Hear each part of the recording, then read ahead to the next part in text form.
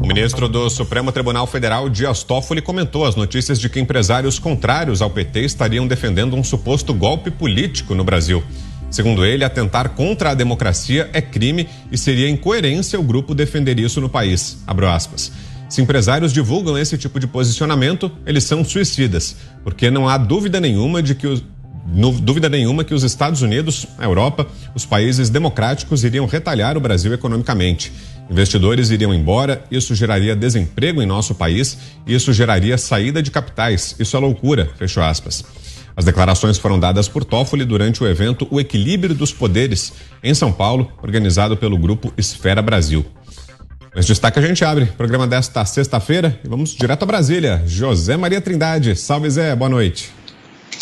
Pois é, né? O Dias Toffoli tem razão, né? Quem diria? Mas olha, muito boa noite, meu caro Vitor. Boa noite, compadre Augusto. Boa noite, Fiuza. Então, boa noite, Roberto. Seja bem-vindo aqui aos Pingos dos Is. Boa noite, Diogo. E boa noite a você que nos acompanha sempre aqui nesta caminhada diária dos Pingos dos Is. Olha, os empresários sempre vêm aqui em Brasília, né? Ou organizadamente, através de associações, federações, ou separadamente, através de setores ou até empresas, quando as empresas são grandes demais. E as reivindicações, elas são sempre na linha de exigir, em primeiro lugar, economia aberta. É preciso ter uma livre iniciativa. Um país que não tem a iniciativa empresarial, que não tem possibilidade de empreender, não faz absolutamente nada. Em segundo lugar, nunca é pedir dinheiro ao governo, não é isso, mas segurança jurídica. Segurança jurídica é um dos pontos principais, onde o empresário, o empreendedor, pode investir o seu dinheiro. Se não houver segurança jurídica, aí ninguém vai investir. E aí já estamos falando do Brasil e investidores externos. Não há nada no mundo mais covarde do que o capital. Quando ele pressente o menor sinal de perigo, ele corre desvairadamente, foge daquela situação. Então, segurança jurídica é muito importante. E o terceiro ponto é democracia, porque a democracia desmancha os outros dois pontos. Tanto a liberdade de mercado, quando há uma ditadura, não há liberdade de mercado porque o Estado, através do ditador, fica forte demais e faz interferência. E não tem segurança jurídica porque o ditador se sente à vontade para mudar quando quiser, para um lado ou para o outro, a legislação e a tendência das decisões judiciais. Então, é verdade, sim. Mas isso aí é mais um capítulo daquela série de canja de galinha não mata ninguém. Se não cura, também mal não faz. Ou seja, não adianta, ninguém quer a ditadura, não existe ninguém querendo a ditadura. O que há no Brasil é uma luta muito pesada que vai definir o futuro do país dos próximos anos. Nós vamos às urnas agora, como foram as urnas lá atrás, os avós e os pais dos que vivem agora na Venezuela. Eles, quando elegeram os presidentes, os últimos presidentes da Venezuela que foram realmente eleitos, né? E aí a gente está falando dos antecessores do Nicolás Maduro, né? Eles elegeram e criaram essa situação atual. A Argentina é a mesma coisa. E nós estamos indo para as urnas para definir o futuro do país. Esta é uma realidade, esta é a democracia. O ministro Toffoli, quando fala aí em defender a democracia, é falar o óbvio. Mas nós estamos vivendo uma época em que o óbvio é necessário e a gente tem que repetir. Mas não há sinais de golpe, essas coisas que falam por aí, não.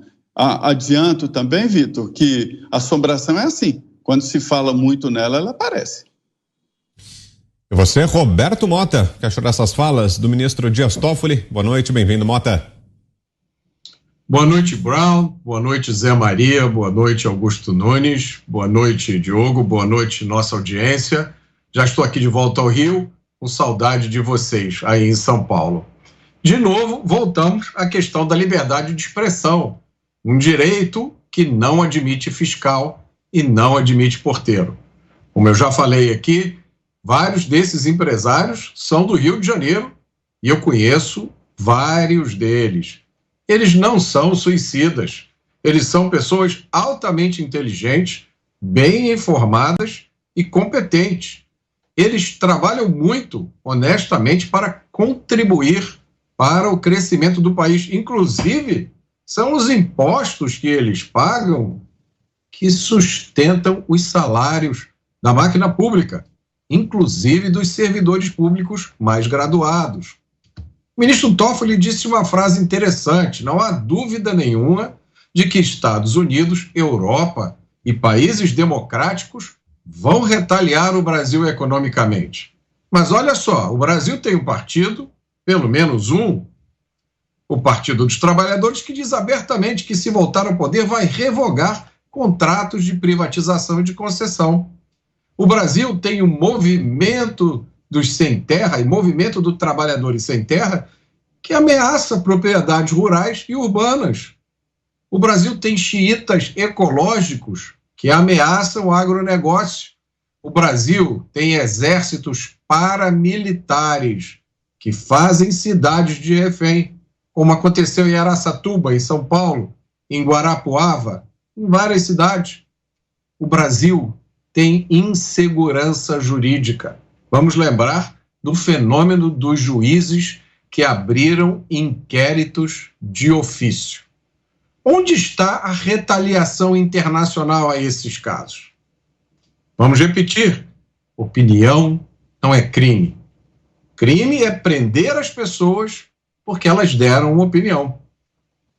Isso é uma afronta direta à democracia. Um dos empresários desse grupo, o Ivan Vrobel, já negou formalmente que seja defensor de um golpe de Estado. Ele explica: faltou o contexto da conversa. É óbvio que faltou o contexto. Esse é um dos truques mais antigos da guerra das narrativas. Você pega uma frase solta, inventa uma história e joga na mídia, na grande mídia, para colocar as pessoas numa situação complicada. Agora, a gente sabe que essa falta de respeito, ela só vale para um lado do debate. Eu vou lembrar aqui uma fala interessante, o senhor Mauro Iazzi, professor universitário filiado ao Partido Comunista do Brasil. Palavras dele: com a direita e o conservadorismo, nenhum diálogo, luta. Nós sabemos que você é nosso inimigo, mas considerando-se que você, como afirma, é uma boa pessoa, nós estamos dispostos a oferecer a você o seguinte: um bom paredão, onde vamos colocá-lo na frente de uma boa espingarda, com uma boa bala, e vamos oferecer depois uma boa pá e uma boa cova. Nada, até onde eu sei, aconteceu com esse cidadão. Se alguém ainda tinha alguma dúvida sobre o que está acontecendo no Brasil, perceba esse caso. Você pode ser acusado de crime por expressar uma opinião num grupo de WhatsApp. Queremos ouvi-lo também, Diogo Schelp. Boa noite, Schelp. Boa noite, Vitor. Boa noite, Mota, Zé Maria. Boa noite a todos que nos acompanham. Eu não consegui ouvir no começo se o Fiuza também está, mas se estiver, boa noite a ele, Augusto Nunes. Então, eu vejo com preocupação esse tipo de afirmação em relação à questão da... Vocês estão conseguindo me escutar? Porque eu estou sem a imagem. Tá sim, Schelp. Tá no ar, okay. A gente ouve e vê normalmente. Estou tendo meu dia de conexão instável. Bom, a questão é a seguinte: no exterior existem empresas, que são as empresas de análise de risco, que cobram caro de empresas multinacionais para fazer uma análise de qual é o risco que existe em cada país onde as outras empresas pretendem investir o seu dinheiro, seus milhões, bilhões de dólares. Essas empresas fazem uma análise de risco econômico, fazem uma análise de risco de contexto jurídico, contexto tributário e assim por diante desses países, mas faz também uma análise de risco político. E é uma questão importante, por exemplo, na América Latina. Eu conheço pessoas que já trabalharam ou trabalham em empresas de análise de risco, e é justamente essa uma das grandes questões que elas têm que responder aos seus clientes lá fora, né? Se haverá um risco de uma ruptura institucional, se há o risco de tumulto, de movimentações de rua, ou seja, qualquer coisa que possa atrapalhar os negócios é levado em conta. E a questão colocada aí pelo Toffoli é verdadeira, né? Se você tem um golpe militar, você tem uma ruptura institucional, se um governo se impõe, né, continua no poder, mantém-se no poder à força ou desrespeitando qualquer situação como uma de uma eleição, isso causa, sim, prejuízos ao país do ponto de vista de investimentos, né? Tanto é que existem essas empresas que tentam antecipar o risco de algo assim acontecer.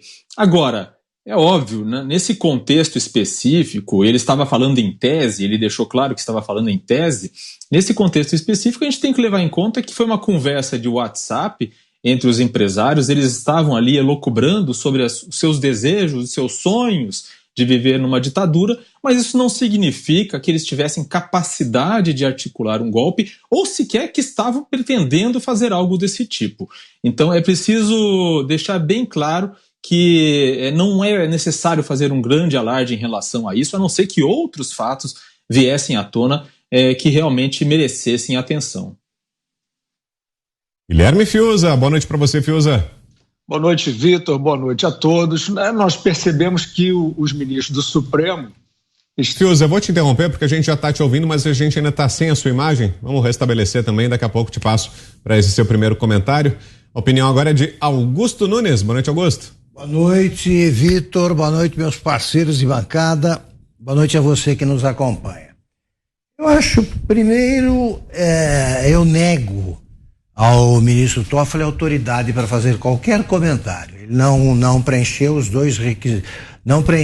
dois requisitos essenciais, os únicos, aliás, previstos na Constituição para que alguém seja indicado à vaga no Supremo. Ele é notório saber jurídico e ilibada reputação. Não pode ter notável saber jurídico quem foi reprovado 2 vezes no concurso para ingresso da magistratura paulista. Não pode ter reputação ilibada quem acha que o Supremo, ele diz com todas as letras, exerce o papel do poder moderador. Poder moderador é o judiciário, quem detém o poder moderador. Um dos 3 poderes da República que se arroga esse direito, ele é mais igual que os outros, ele manda nos outros. E ele diz isso com todas as letras. Mas o artigo, a Justiça Eleitoral, Tribunal Superior Eleitoral e os outros tribunais, eles estão regulamentados pela Constituição nos artigos 118 a 121. O 121 diz o seguinte: lei complementar disporá sobre a organização e competência dos tribunais, dos juízes de direito e das juntas eleitorais. Como essa lei complementar nunca foi instituída, ficam os ministros, os integrantes do TSE e também os ministros do Supremo, aumentando esse cipoal de parágrafos, incisos, artigos aí que garante a confusão que reina na justiça eleitoral brasileira.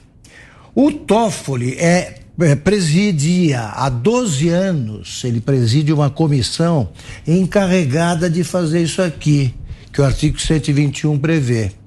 E está parado esse trabalho. Ele não interessa a ele botar em ordem a justiça eleitoral, interessa a confusão. Ele serviu ao PT a vida inteira como advogado e ao presidente Lula.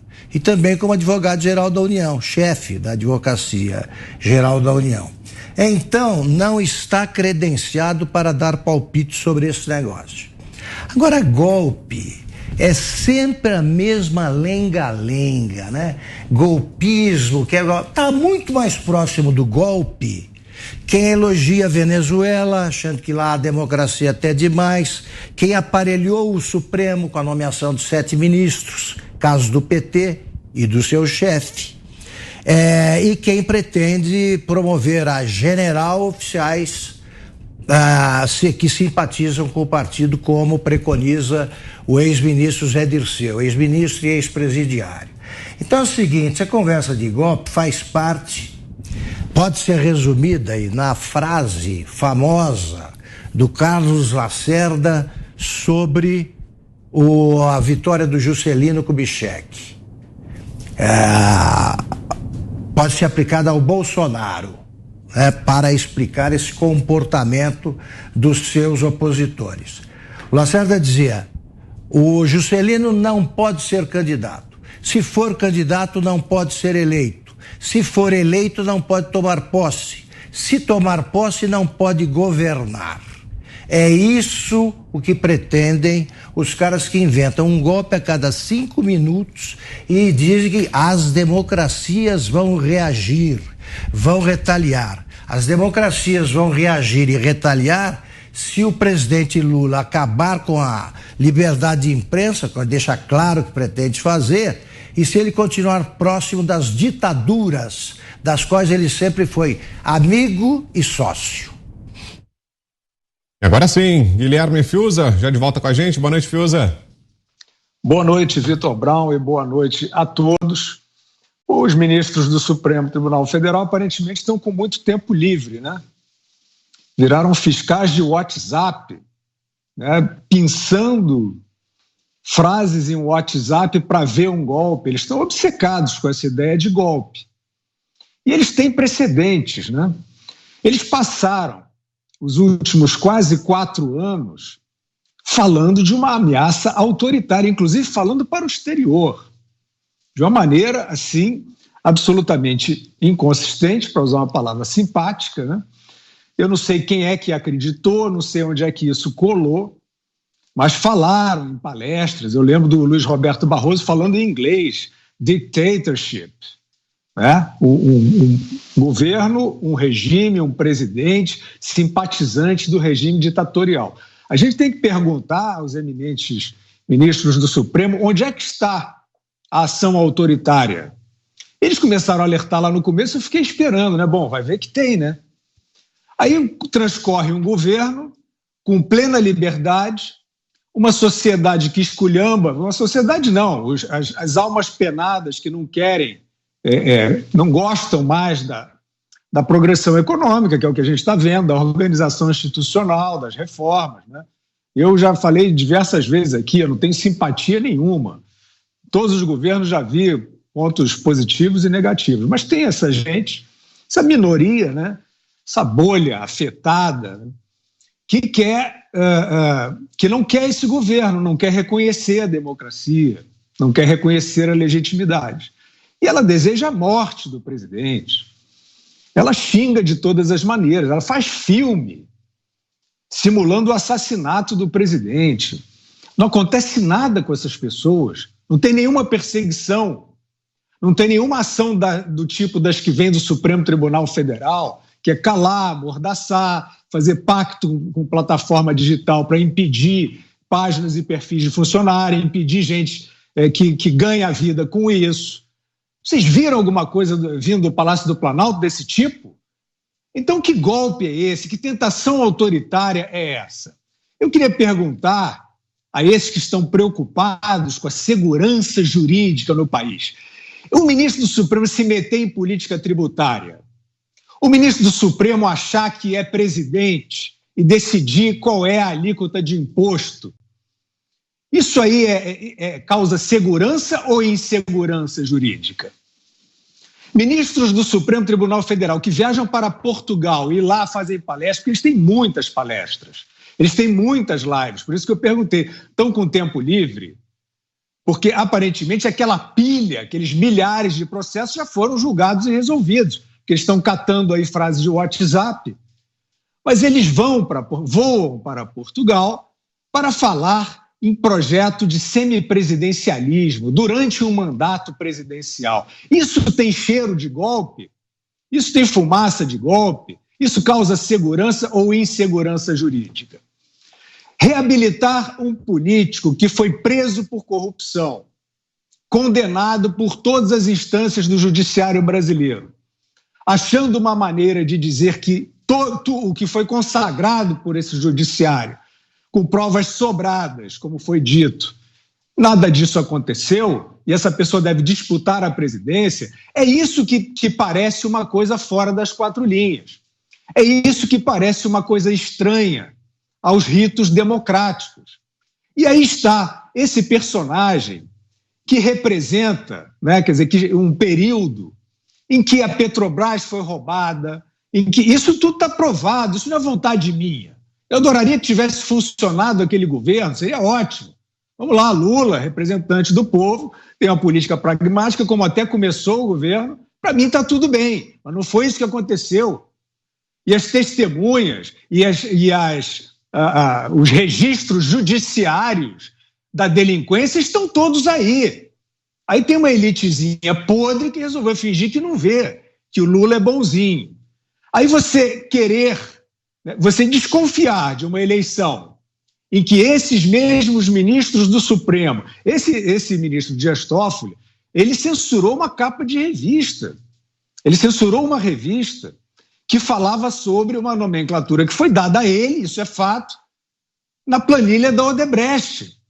Ele censurou, ele não quer que fale, ele não quer que se publique os fatos que não são abonadores a ele, para ele.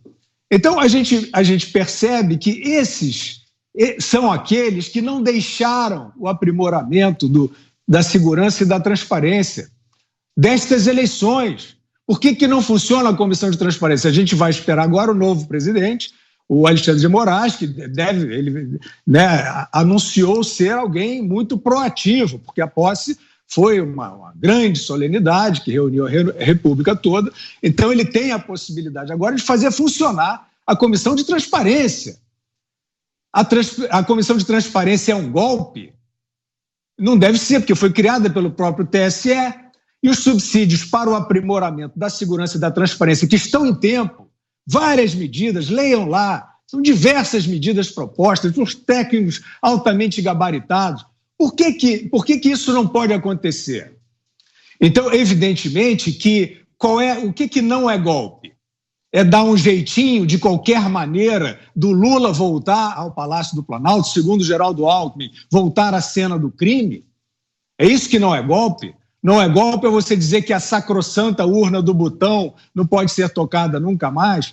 Então, isso é uma obsessão que, infelizmente, traz uma enorme instabilidade política, jurídica e institucional ao país.